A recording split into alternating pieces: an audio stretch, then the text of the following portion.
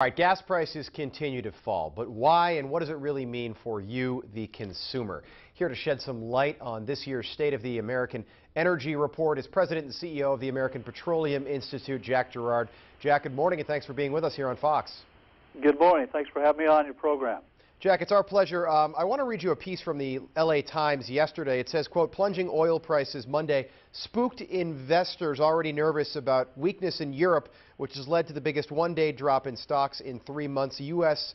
crude oil dropped below $50 a barrel for the first time in 6 years. A year ago, the national cost for a gallon of gas was $3.32. Now it's $2.26. What's happening out there? Well, Rob, what's taken place is we've had significant increase in production here in the United States in places like Bakersfield.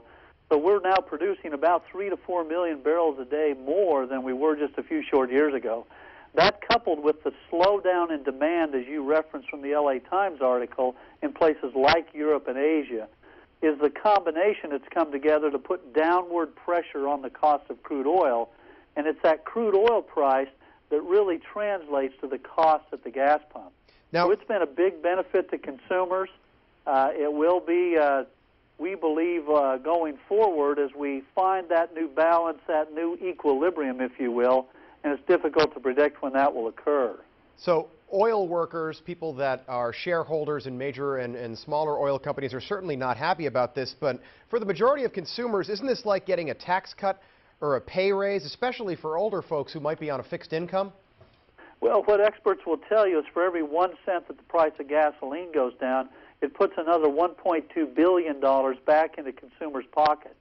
And a lot of that, as I mentioned earlier, is really, it's a very positive story from a U.S. perspective, but the market's going to have to find its equilibrium at some point because of the production cost. We're producing a lot more here at home, which is contributing to that supply. And at some point, that market will stabilize, and then we'll no longer term what we can expect. But for the short term, it's a great benefit to consumers, but we also need to think of the other side of that from those who are producing it, because we want to keep those people employed in those good-paying jobs producing the product. Right, right. Now, on that note, quickly, have we seen any major bankruptcies or layoffs at any of these oil companies, domestically or even here in California? Well, if you look across the board in California and elsewhere, these are seasoned veterans that are running these companies. Right. And so they're making wide choices. They think long-term. So they're thinking way down the road. So hopefully it'll be as least disruptive as possible, while at the same time you see that consumer benefit. But the market is working its way. It's trying to find that new equilibrium, and that's the nature of private markets, if you will, or free markets. Yeah. And that's good for all of us, but on occasion there is a little volatility in them. Hey, Jack, for savvy consumers out there who might want to get into the market, is a good time right now to buy oil stock? Just to give you an example, Lynn Energy, which is a local Bakersfield-based oil company, is publicly traded. About a year ago, their stock was almost $40 a share. Today, it's about $11 a share. Well, I would encourage all your viewers and listeners to obviously talk closely to their financial advisors, because there's lots of diversity in the oil and natural gas space, and decisions as to who to buy, when to buy, I'll leave that to the experts. But you do see some fluctuations in the marketplace.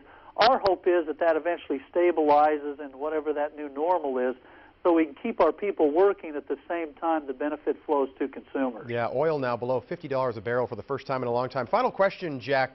There are some political, or not political, but implications that stretch beyond our borders here in the United States with this low oil price. You say it's a good thing for the U.S. economy, for especially the U.S. consumer filling up at the pumps, but we don't want a repeat of 2008. Are we seeing any of that here?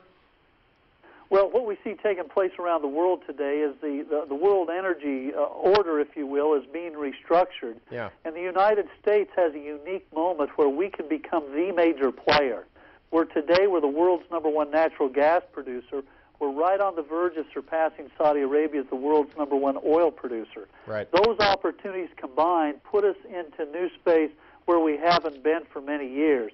We need to think through this, what it means for us as a nation, for our energy security, for job creation, for benefits to consumers, because there's lots of ripple effects throughout our economy. Yeah. We've got to do it smartly, and that's why we're trying to work with these elected officials to say, Don't miss this window. Don't miss this opportunity. Let's do it smartly. Hey, Jack, just in a word, are you for or against the Keystone Pipeline?